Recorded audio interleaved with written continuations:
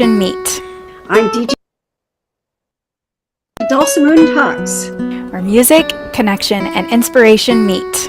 I'm DJ Hamouris. And I'm Erin Mae Lewis. Together, we are hosts for these beautiful conversations that celebrate the vibrant women of the dulcimer community. Since June of 2022, Dulcimoon Talks have brought you into the lives and stories of extraordinary women, leaders, teachers, producers, and artists who are shaping and sharing the art of the dulcimer in unique ways. Our guests come from all walks of life. Many balance their passion for dulcimers with careers far outside the music world. Yet they all share one thing: a deep love for the dulcimer and the joy it brings to teaching, practicing, performing, and creating. Each episode is an intimate journey exploring personal musical paths, sources of inspiration, and the beautiful ways dulcimers weave into our lives. Think of it as the kind of meaningful conversation you'd have while sharing a meal at a festival. A mix of insight, laughter, and heartfelt connection. Whether you're a long-time dulcimer enthusiast or just curious about this amazing world, Dulcimoon Talks are here to inspire, inform, and delight. We release new talks twice monthly and are thrilled to have you on this journey with us. Make sure to subscribe and join the growing community as we honor the magic of dulcimers and the people who make them sing. Dulcimoon Talks, sharing stories, Celebrating connections, keeping the music alive. Good morning, Dulcimoon friends. I'm Erin Mae, and today I am super delighted to be joined by Sue Carpenter. Sue, I met you a long time ago. I think at the Lone Star State Dulcimer Festival is where I remember meeting you when I was a kid taking workshops and starting to compete for the first time, and you were teaching there. So it's a delight to get to share a conversation with you today. Thank you for inviting me. And as far as when we met, it's funny how memory is not as reliable as we think, because I dug through some of my old records to go back and see who was at my very first Dulcimer festival that I went to, and nothing was the same. So my recollection of meeting you, now I may have remembered meeting you at Lone Star, but the one that really impressed me the most was at the Winter Festival in Irving, Texas, because you were in my class and you just blew me away with your playing.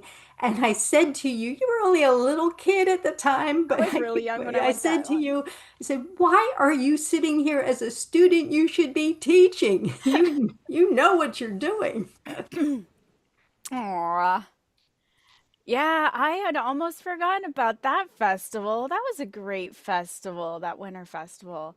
It Something sparked a memory of that festival for me recently, and I thought, where was it? I couldn't even remember. I just knew it was somewhere in Texas. So, yeah, thanks for sharing that memory. And you're coming to us today from Texas. You're east of Dallas, you said. Yes, and I have to say that luckily we are not in that flood, Yeah. terrible flooding that has happened. Just want to give my heartfelt prayers and thoughts to all those people who are suffering right now. Such a terrible tragedy. Yes. Flooding. Yeah. Well, so we like to kind of go back in time to the beginning of your musical journey. So at whatever point you want to sort of pick up your life story to tell us um, how how music became really important to you and how the dulcimer came into your life. So I'm just gonna let you weave your journey for us a little bit. Okay, so going way back into the early 50s, my very first experience with music was when I wasn't even, I think I was in kindergarten at the time, so I was that young, but my mother sat me down at our big upright piano and started teaching me how to play the piano. So that was the very first musical introduction. My mother was very musical. My father had some musical talent, and in other areas of our members of our family, there's music out there. So I started playing piano, and I took piano lessons from grades 1 through 8. And then, and I went to a Catholic school and it took lessons from the nuns in the convent. And one day I went to get my piano lesson, and the nun said, "Come with me. We're going over to the church." And she sat me down at the organ. My Mm. legs weren't even long enough to hit the pedals at the time, but she said, "We're going to also teach you how to play the organ." So those two things, I didn't realize how important they were for me to Mhm. learn how to play. And my organ experience went from that point on all the way through high school. I took organ lessons. I dropped the piano at one point because I felt better at the organ than I did the piano. I'm a And then little I bit went, jealous of that. I've always wanted to learn to play the organ, and there was like a tragic story with my piano teacher that I was like almost to be big enough to sit at the organ, and then that never transpired. And all through my life, I've been like this close to getting organ lessons, and it never really happened. So "Oh, it still could. Never, it never say still never. could. It Never still say could. never." Yeah, well, when I decided not to pursue the organ anymore was after college. Now, I didn't major in music.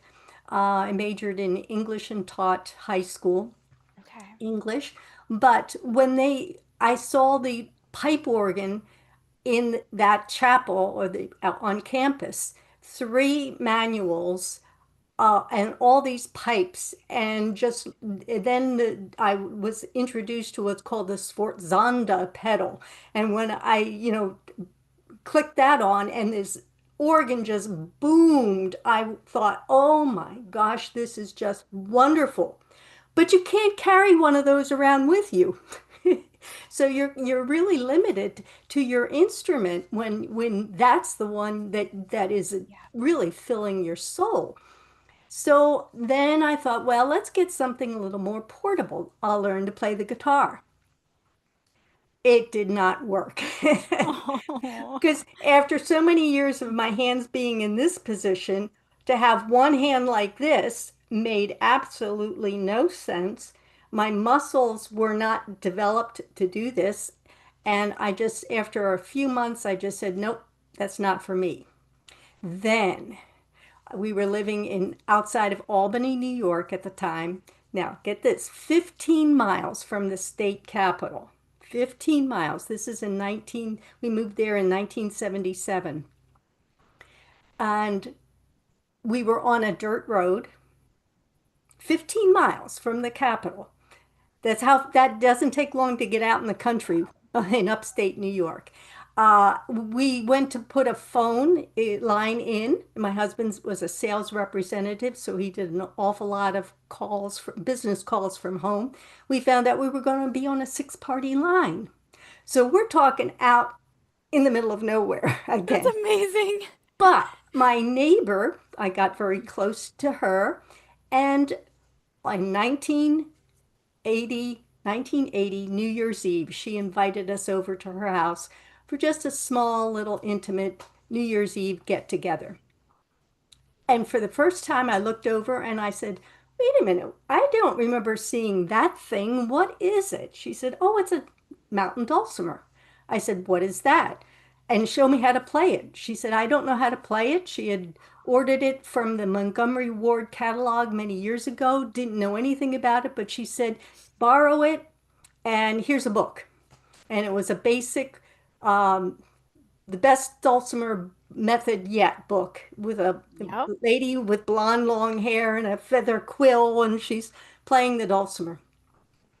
So I said, "Can I borrow it?" Sure. So the next day, January 1st, 1981, around 1 or 2 o'clock in the morning, I opened the book, got the instrument out, and started playing. And I just fell in love with it. The first thing that hit me was finally a stringed instrument that knows how to have my hands. It's not backwards. Yeah. And so I started playing, and 2 o'clock in the morning, my husband yells down, "Are you ever going to come to bed and stop playing that thing?" I said, Okay. So the book told me to use a noter, which I did, Mm-hmm. and I was a lot younger in those days. But I can remember when decided to stop playing, like I'll reach in and get one of my noters. So there I was with a noter in my hand, and I tried to get it out, and It wouldn't. I had to literally peel the fingers away because I was I've played for so long. overdoing all the muscles. So anyway, that ne next day on Tuesday, I said, let's go to the nearest little town, which was about maybe 10 miles away, Chatham, New York. And I went to they had a folk music store, went in. Okay. They Yeah. had two instruments. One looked like that Montgomery Ward instrument that I had borrowed, and the other one was a beautiful looking dulcimer, uh, and the label inside Deering. So I said, I'll take that one. I said, what books do you have? He didn't have very many books. He had Neil Hellman's um, The Dulcimer Songbook. So I Okay. bought that Yeah. and took it home. So there I was with not knowing anything other than trying to figure it out on my own. And um, it was like throwing me into the deep end of the pool to learn with Neil Hellman's book because I was tired of the drone sound. I just Mm. couldn't take that anymore. I knew I didn't want the noter in this hand anymore. I wanted Uh-huh. to use my fingers. Yeah. And Neil Hellman's book was like the most perfect book. It was like the universe was looking out for me in order Oh. to give me exactly what I needed. So I just followed along. It was a lot of the tab was just numbers, and I just Mhm. tuned the way that the book said to. I put my fingers down on the frets that he said to, and I just started playing. And I fell in love with chords. 5 months later, I meet my first dulcimer builder and player. I can't even remember how I learned about him, but I'm so glad I did. I wish I could remember exactly who told me about him because Uh-huh. he became a close friend, Gil Anderson.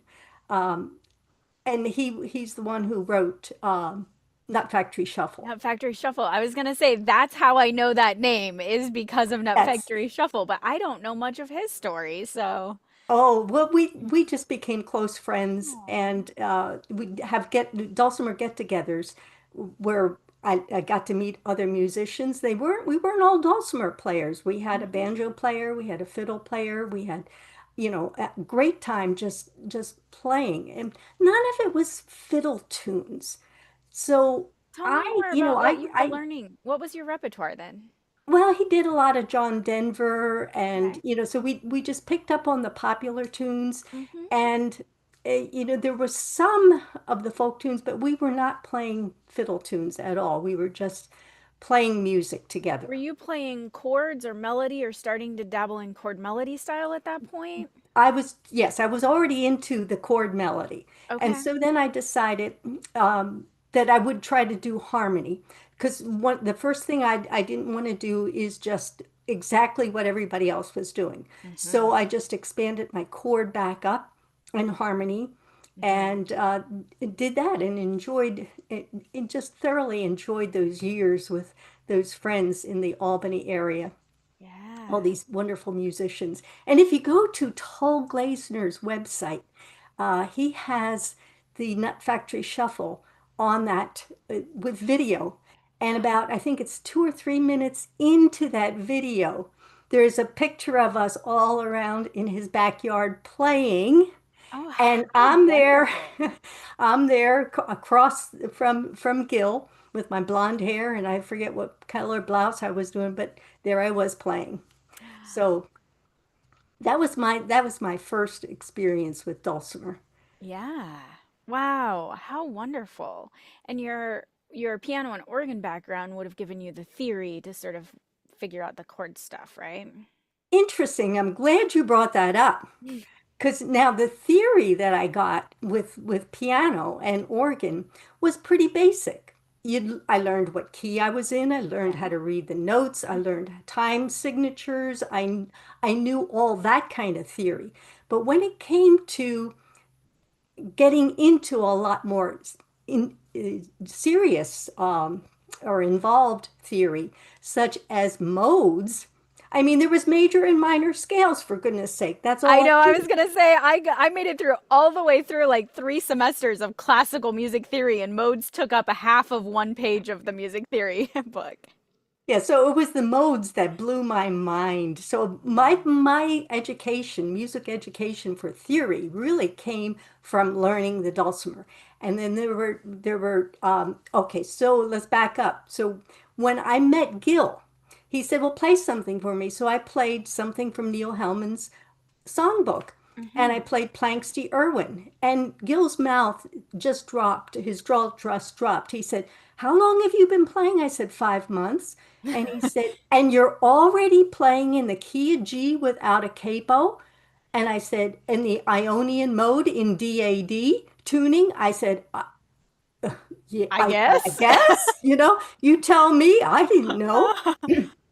So that's when the light bulb came on. It's like, well, I better, following the numbers, like paint by number and play by number was only so good if I won't, would only take me so far. I needed to understand. So then the pursuit came. So I go to my very first Dulcimer Festival in Binghamton, New York, Cranberry Dulcimer Okay. gathering. I just wish that festival would still be I've heard a alive lot of today. amazing things about the Cranberry Yeah, Gathering. that was one of the best. Oh, But I met Barbara Truex at that very first one. Found out she lived about an hour and a half away from me. She lived closer to Woodstock. So I got lessons booked and I went down. And she was the very first person who started to teach me theory about the modes, about everything. She explained the ins and outs of the dulcimer, which was exactly what I was thirsty for. I needed yeah. to understand, especially if I wanted, and I did want to teach this. So my career pushed me in the direction of wanting to teach more than perform. And Hmm. to this day, I consider myself more of a teacher than a performer. I'm a reluctant performer. I'm a ham who wants to be, but's always not feeling totally comfortable on the stage. Hmm. In front of a classroom, I feel comfortable. Uh-huh. But Uh-huh. at any rate, Barbara Truex was a big help to me. And then Joellen Lapidus's book, uh, where she's kissing the dulcimer on the front cover. Yes. That one, again, in the back, I just dug that out of my bookshelf just to reminisce about that yesterday. And I looked through it and I went, oh my gosh, there was an awful lot that I learned from her in her book. And she had great exercises in the back about the music theory, and I had notated a whole bunch of stuff. So those were two of my big influences on theory. And I have to mention Jerry Rockwell Yeah. because he made my very first, what I considered my not little A real dulcimer? insignificant dulcimer, my first really good dulcimer. I'll get Yeah. back to this Deering story in a moment. So I said, make me a four equally distant stringed one because I had seen at that Cranberry Festival, Leo Kretzner was playing on 3 and 4 equally Okay. distant Yep. strings. Uh-huh. Lorraine Lee, she was Lorraine Lee then, Lorraine Lee Hammond now. Hmm. She was playing on 4 strings. And the thing about my memory was I thought that that was Lorraine Lee and Leo, who were the only ones who introduced me to 4 equally distant strings. But I dug out of my massive file cabinet the flyer from that first Cranberry Dulcimer gathering that I went to in 1981.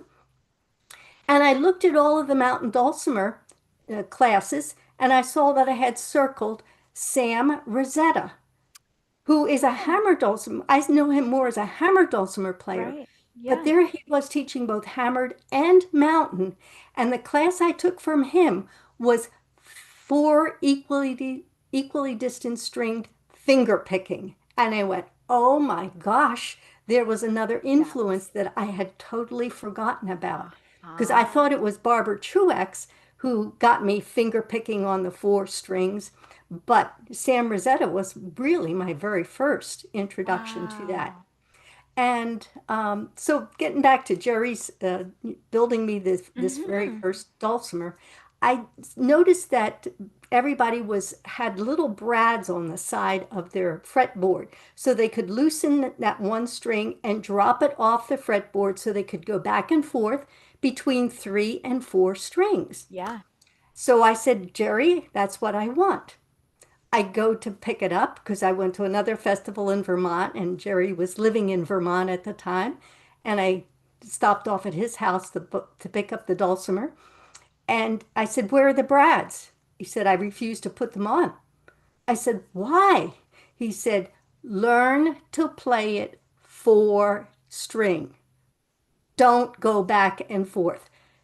Best advice he ever gave me. So Wow. I went back, and there wasn't a whole lot out there on four-string dulcimer at the time. So I literally had to figure out for I myself still what to feel do like with there's not it. a whole lot out there for four-string dulcimer.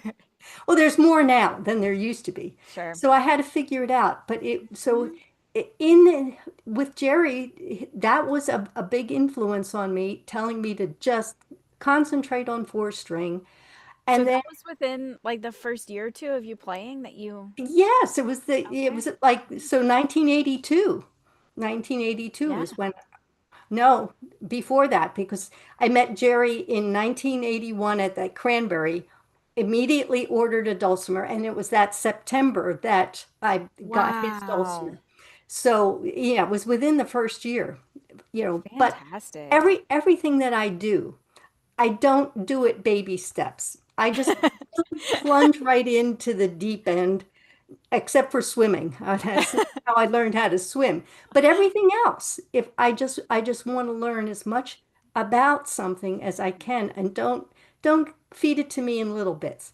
But anyway, I had Jerry's dulcimer and then I decided to go chromatic in the next year because I met Bonnie Carroll and at the next cranberry gathering and I had her make me a chromatic dulcimer.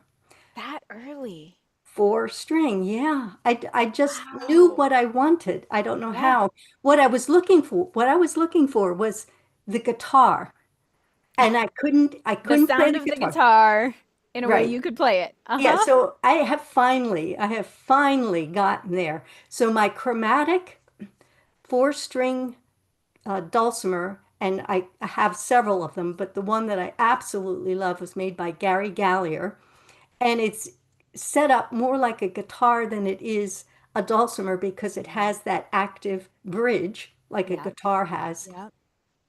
And so the way I tune that chromatic dulcimer is not D A D Mm-hmm. D, which is my four string. Mm-hmm. I tune it D F sharp A D, but I actually drop it down a tone, so C E G C. And so I do a whole bunch of open tunings on that. So kind of Joni Mitchell style in terms of the tuning, but in terms of playing, it's finger picking. And so I finally, with that chromatic dulcimer, it's like I have found the missing link is this is my guitar. It's as close to the guitar as I'm ever going to get, and I'm Yeah. so happy with it. So Yeah. let me get back to the Deering Yeah. dulcimer story. So I thought that was just a nothing instrument. So when we moved to Texas, I was hired to be part of the Hill Country Music Camp down in, believe it or not, Kerrville, Texas, where all Okay. that flooding is Yeah. happening. And on the way down, I stopped off at in Fredericksburg, which is like a little touristy town, German town, and there was a music store. So of course, you see a music store, you go in. And hanging on the wall was my Deering dulcimer. Not mine, but exactly like mine. Yeah. Hanging on the wall with not for sale. So I said to the owner of the store, I said, why is that not for sale? He said, "Oh my goodness, that is a collector's item." I said, it is? He said, yes, it was made by the Deering Banjo Company, and they made it only, X number of dulcimers, and that was it. So he said, that thing is collectible. So I went home, looked at my three-string Deering dulcimer and said, oh, if I only hadn't put this little crack in here by dropping the instrument. Oh, Oh, if I only hadn't done that. But now it has definitely become a treasure, you know. wow.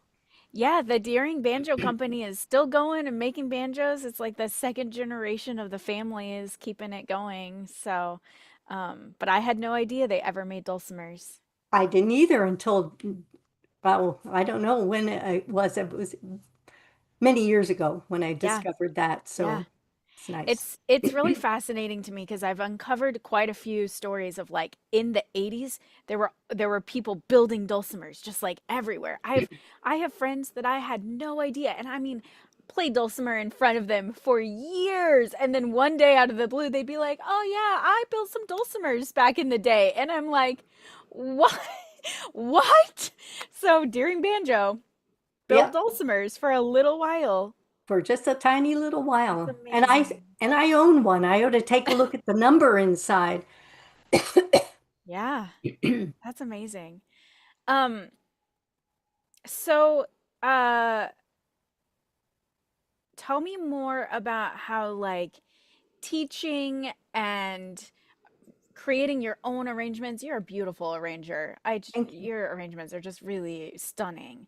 Um, and even competing, like how did all of that come to be a part of your musical life? Well, excuse me. The arranging, I have to credit um, Barbara Truex and Jerry Rockwell both Yeah, for that. I'm going to put a lozenge in my mouth. go for it. Um, so Barbara gave me the tools to arrange. And so I had been, at some point I did find a source for more dulcimer books, and I was I guess at Cranberry, I picked up a whole bunch, and I was trying to be like Leo Kretzner. I was trying to be like Lorraine Lee. I was trying to be somebody else. And it was Hmm. Barbara Truex who really guided me into becoming me. So That's she so said, powerful. okay, after all the theory and knowing how to find the chords, she Hmm. said, throw the chord books out and learn how to find the chords on your own. So she Hmm. taught me how to be um, self-sufficient on and to really know the instrument inside out. And Hmm. so that was great. And she had me for one of my lessons was pick a tune, arrange it. So I think I picked the Flowers of Edinburgh. First thing I had ever arranged, and oh my goodness, it was, I don't play it. But it was a learning experience. And then I knew from that point on, I knew that what I wanted to do was find who I am. And who I am is an arranger and a teacher. Jerry Rockwell also helped me because he taught me, he gave me the tab for his three-string Oh Susanna that had a whole bunch of chord substitutions in it. And Hmm. so I took that home and I learned how to rearrange it for four equally distant strings. Yeah. Now, to Yeah. this day, I always credit Jerry with that arrangement. He says I can claim it as my own, but I did take it further than Hmm. his one octave that he worked on one page. And I took it down to a lower octave and a higher octave, which that is really my arrangement, but the foundation was all Jerry's. If it Yeah. hadn't been for his, that arrangement I don't think would have existed. And so he taught me all about chord substitutions and how to take an arrangement. And even though there's a chord progression, you can mess with it a little bit, And between what Barbara taught me about, and Jerry is also into theory. He's the Yes. two of them guided me, and I could find out that yes, I don't have to do it like everybody else. I can do it differently. And so that was a big help. And I just, after that, it was, I would look for tunes that I wanted to play because I loved the melody.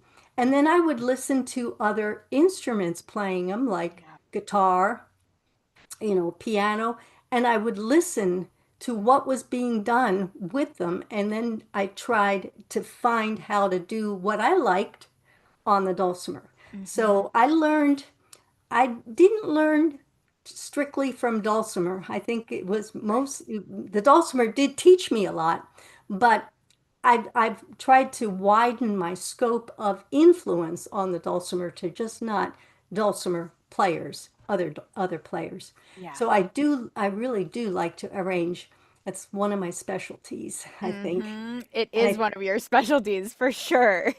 and then the other, as far as competing goes, I don't know how, I'd heard about a dulcimer competition happening in Coshocton, Ohio, and I think it was in 1983 or 80, I think it was 84, I'm not sure. I went twice. And the first year that I went, and I played Jerry's arrangement of Oh Susanna. I played my South Wind arrangement that I had learned listening to a guitar arrangement of it. And I forget what else I played. And I was nervous in the competition. But when they came to announce the winners, they announced, and from Albany, New York, I went, oh my goodness, there's somebody else here from Albany, New York. I didn't realize that they were picking me, and I was like number three. And I came in behind Alan Freeman and David Schnaufer.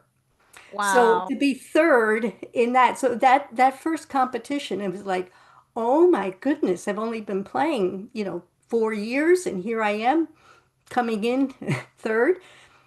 Um, so I always said after that I wanted to do Winfield.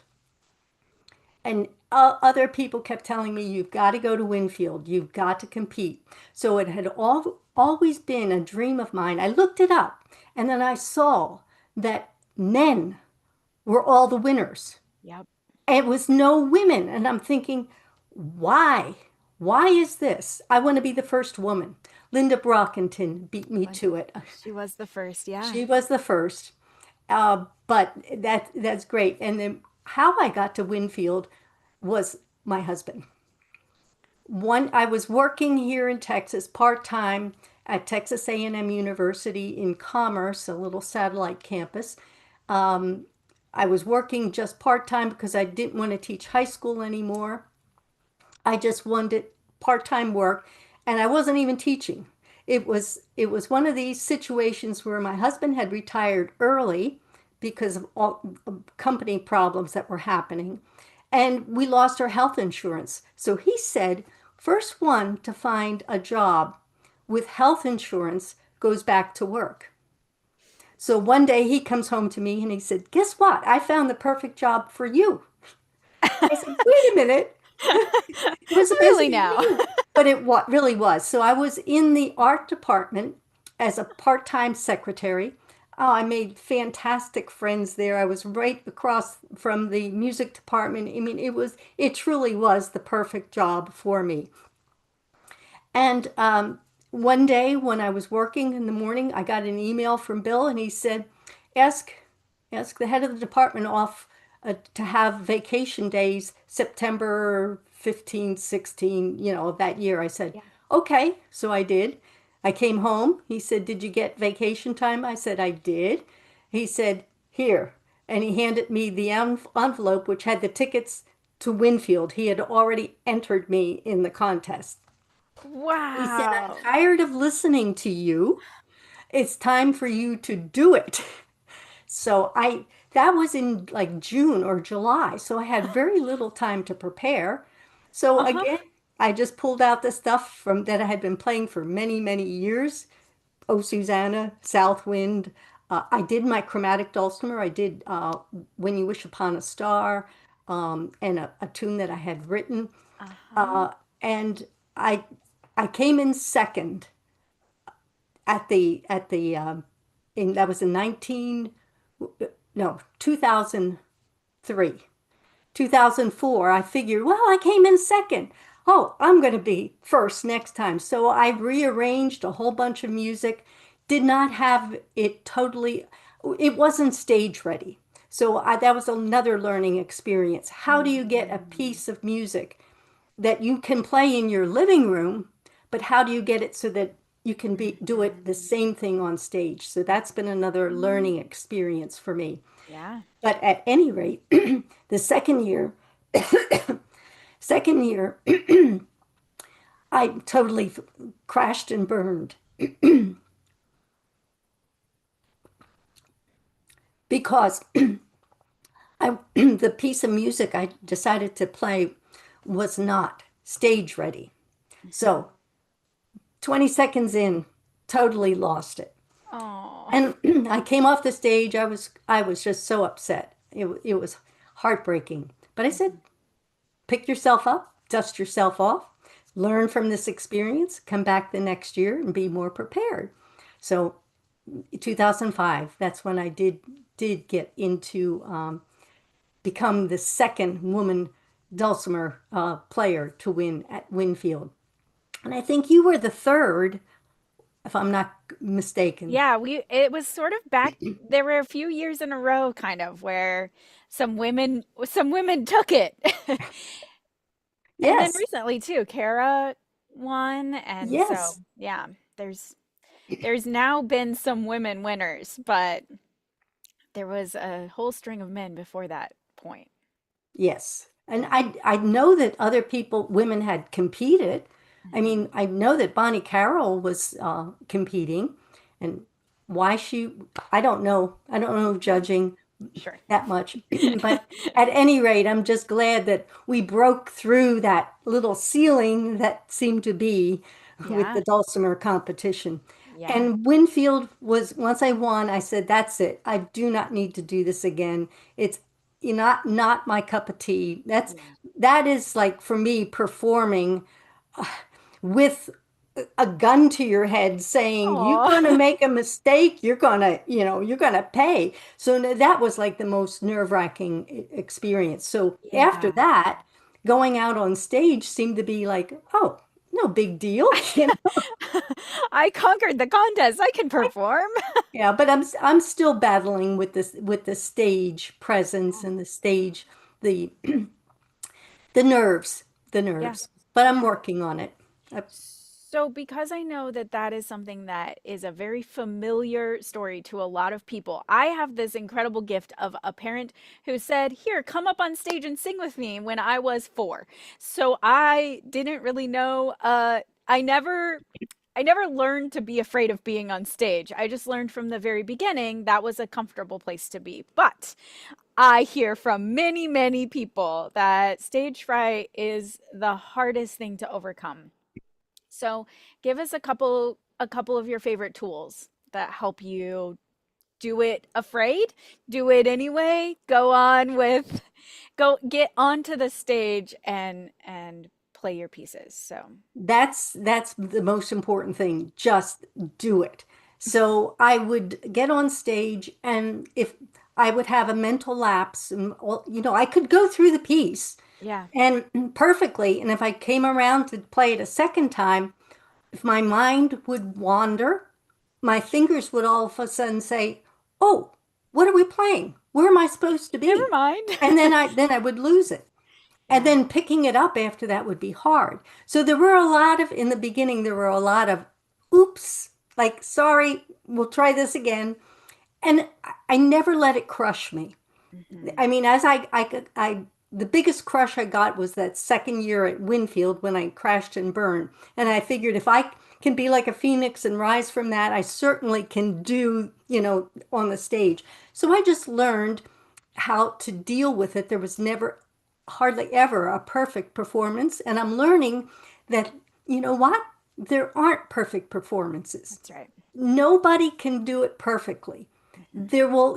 The best musicians who win big competitions, they'll say, well, I could have done this a little different, or I could have done that. So there's always something to strive for. Mhm. Then I was taught to just laugh to put the audience at ease because they're pulling for me and Yeah. they're feeling the pain that I maybe they think I'm feeling, which I do to a certain extent, but I just allow myself to just laugh it off, tell my audience it's okay. We'll just, we're human.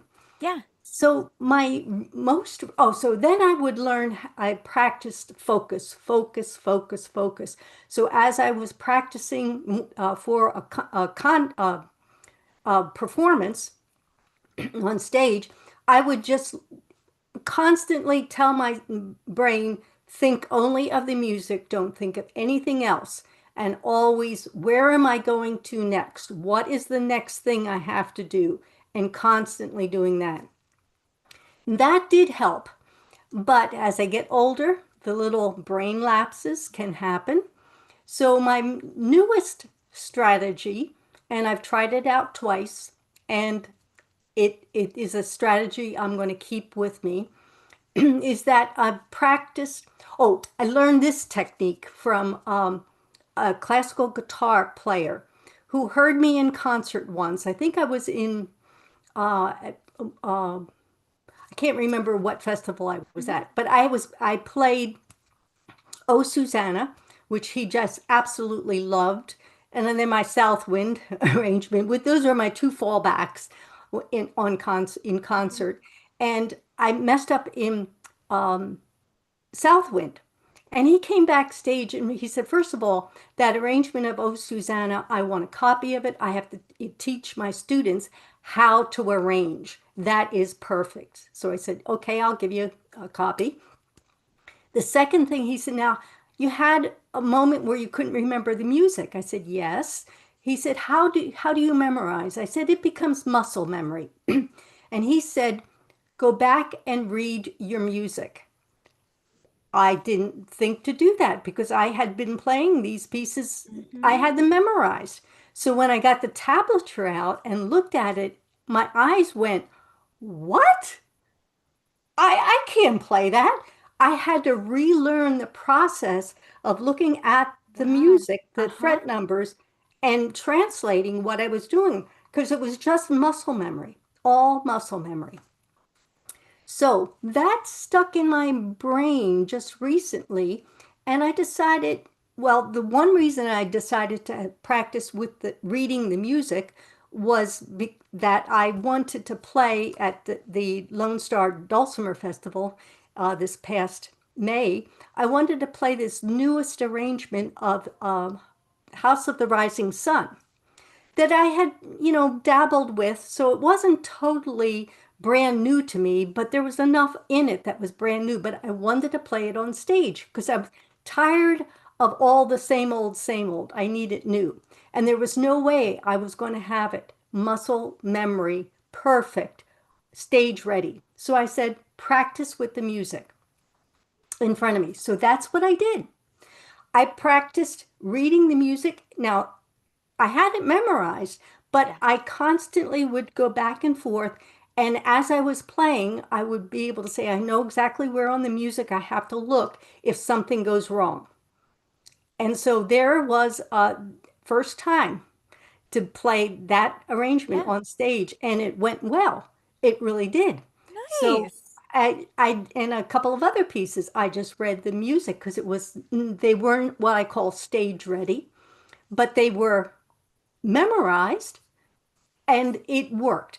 So and then at KMW I did the same thing. I really was ambitious. I said, you know what? I'm going to take my chromatic dulcimer and I'm going to play When You Wish Upon a Star along with the House of the Rising Sun. Yeah. You get two pieces at KMW in the 7 minutes they give you. And I knew that I could do it. I practiced with the music, took it out, and there were a whole bunch of things that happened prior to the contest and not contest, but to the Concert. performance, Yeah. the concert. There were a whole bunch of things that could have derailed me. The biggest one being I arrive at the our concert venue, and which was the school, and I start unloading the car, and I went, "Where's my music?" I had left it back at the motel room. Oh. So I was number three. So I told Susan Trump to go in and tell them what I'm doing, ask to see if I can switch, ran back to the motel, got the music, came back. I had enough time. I said, you know what? Just keep me at three. Ran through the music before I went out on stage. And all that time, I just kept telling myself, you know what you're doing. Calm down. You're Hmm. in control. Feel the music. And I went out on stage. House of the Rising Sun went almost perfectly. House, and When You Wish Upon a Star was shaky at the beginning because I was nervous. First Yeah. time doing it since I hardly ever do that on stage because it is the technically the most difficult arrangement that I have. And I said, just you're going to do it. And once I settled in, I did it. And I lost my way. I had one of those little mental moments where Uh-huh. I was trying to segue into the chorus, but I did the segue that would lead me into the key change. And I Uh-huh. instantly knew that, oh, this is not right. But I said, I know exactly where to look on the music. I looked up, got myself back on track and into the chorus. That would not have happened if I was just totally relying on the memory. So Uh-huh. my big crutch now is I'm going to have the music in front of me. I tell myself classical musicians know what they're playing, but they have the music in front of them. Yeah. And I think technically a lot of what I do is closer to classical, style Hmm. wise, Hmm. uh, at least as far as the technique goes. And there's so much happening that I have to read the music. Wow. Yeah. Well, thank you for sharing those strategies. I'm sure that's gonna encourage a lot of folks too, who, I mean, in folk music, there is sort of a push towards like everything has to be memorized. You have to just know it all and you have to sort of wing it. And it's And like, play well, it by ear. that's Yeah. one way to that's one way. And it works for some people, but it's not the only way. And that's to me, like to me, folk music is about there's a whole lot of ways to get here. And if you are expressing yourself as yourself, then you're doing it right. So I love that. Yeah, I got that from my yoga teacher. One day we were into doing a pose and she was saying, well, now everybody's body is different and if you can't judge yourself by the person next to you. If you have to use a block, if you have to use a prop, you have to do what's best for you. You have to find out who you are in this yoga practice. And that light bulb went on. And I went, that works for music too. That works for For music for music too. sure. Yeah. So it's interesting when you said about folk music, because that was the other thing when I went to my very first Dulcimer festival. I mean, they're all playing Over the Waterfall, Soldier's Joy. I mean, I had never heard that music other Yeah. than seeing it in that Best Dulcimer Method Yet book. But I mean, in terms of the fiddle tunes, I knew Turkey in the Straw, Arkansas Traveler. That was about it. The standards that everybody plays on dulcimer, I did not grow up with that music. Yeah. So Yeah. dulcimer was my first introduction to it. For me, folk music was the Kingston Trio, Peter, Paul and Mary, Simon and Garfunkel. Sure. That Yeah. was folk music for me and totally different in the dulcimer world. Yeah. Yeah. Well, Sue, I would love to talk to you for 50 more hours, and maybe we will get a chance to be at a Dulcimer Festival together again soon, and we'll get the opportunity to do that. But I better let us go for today. In closing, do you want to tell folks how they can find out more about you, find your music, find your arrangements? Okay, yes, I've got a website, suecarpenter.net, and it needs to updating. My one big thing is I want to start putting more of my music on there, either for sale or for, sharing. Mhm. A little bit of technology that I've got to learn how to do some of these little things, but that's my next project. I really want to publish my chromatic four-string arrangements, publish more Yay. of my four equally distant string arrangements. Yeah. And my original music, composing was the very first thing I figured out I could do on the dulcimer. Never could do it on the piano. So I have a lot of original compositions that need to be shared. They absolutely need to be shared. Yay! I'm excited for you to do all of that. Amazing. Thank Thank you, you. Sue. Thank you so much. And thank you for inviting me. Goodbye and see you down the road.